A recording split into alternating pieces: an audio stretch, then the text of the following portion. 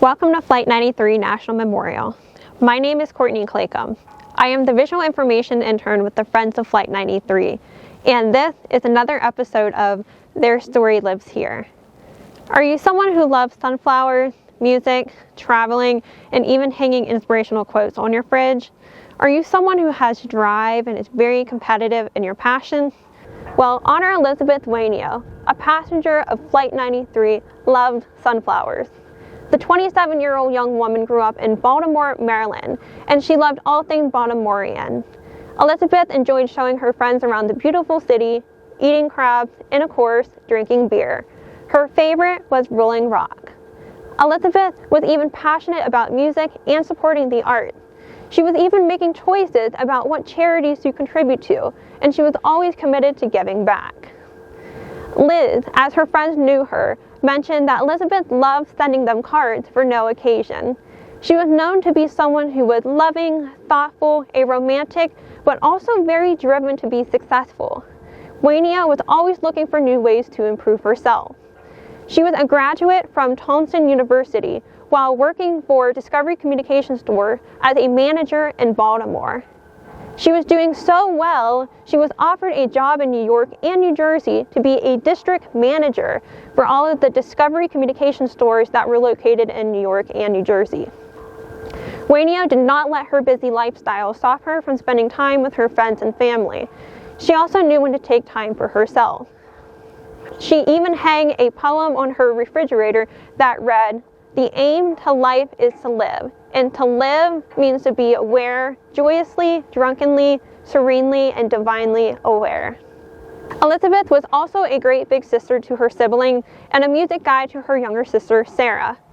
She was even at every one of her sister's dancing performance. Elizabeth was someone who believed in everyone.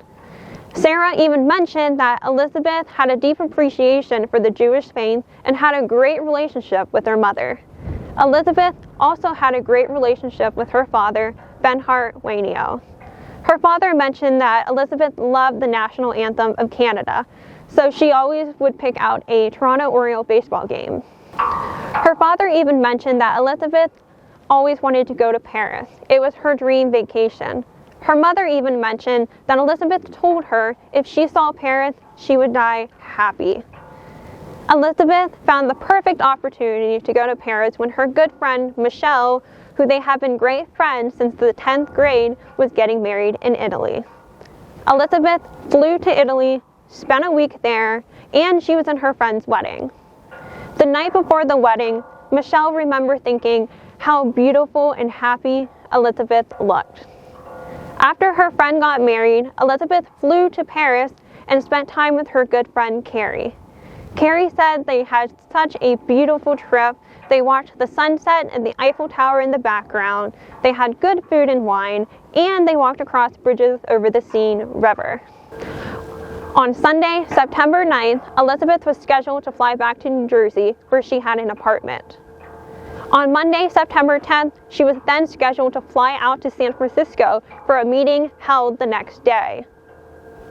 She called her father and told him that she was too tired to fly out, and she rescheduled her flight to fly out on Tuesday morning of September 11th. On that morning, Elizabeth was prepared for her business meeting. For 11 minutes, Elizabeth spoke with her stepmother from United Airlines Flight 93. Her stepmother said, "I've got my arms around you, honey. I love you." Elizabeth responded, "I feel them, and I love you too." After a moment of silence, Elizabeth responded, "It just makes me so sad knowing how much harder this is going to be for you than it is for me." Then there were a long period of silence. Elizabeth spoke for the last time. "They're getting ready to break into the cockpit. I have to go. I love you. Goodbye." It was just past 10. United Airlines Flight 93 has crashed. Elizabeth was someone who made everything look so easy, and she was truly at her happiest point in life. Lizzie Busy, as her sister called her, was a bright and lovely sunflower to everyone around her.